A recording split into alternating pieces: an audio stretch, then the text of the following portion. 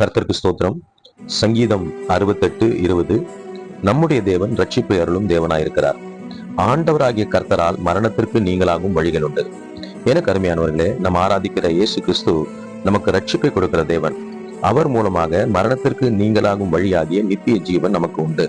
சங்கீதக்காரராகிய தாவீது 68:19 இப்படியாக சொல்லுகிறார்: என்னாலும் ஆண்டவருக்கு ஸ்தோத்திரம் உண்டாவதாக, நம்மேல் பாரம் சுமத்தாமலும் நம்மை ரட்சிக்கிற தேவன் அவரே என்று அவர் சொல்லுகிறார்.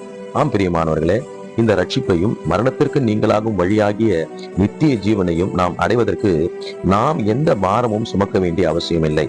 அதற்காக நாம் எந்த கிரயமும் செலுத்த வேண்டிய அவசியம் இல்லை.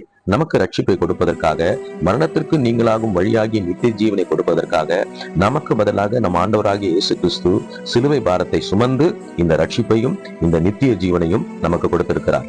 எனவே தான் சங்கீதக்காரராகிய தாவீது 68:19 என்னாலும் ஆண்டவருக்கு ஸ்தோத்திரம் உண்டாவதாக என்று சொல்லுகிறதை பார்க்கிறோம்.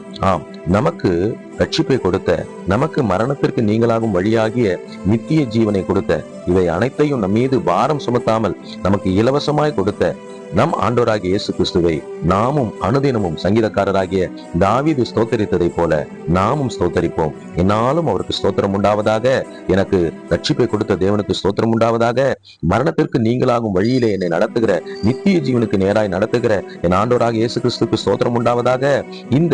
இந்த ரட்சிப்பை பெறுவதற்காக, இந்த நித்திய ஜீவனை பெறுவதற்காக நான் எந்த பாரமும் சுமக்காதபடி எனக்காக அவர் சகல பாரத்தையும் சுமந்தாரே, அவருக்கு ஸ்தோத்திரம் உண்டாவதாக என்று சொல்லி நாமும் அனுதினமும் அவரை ஸ்தோத்திரிப்போம்.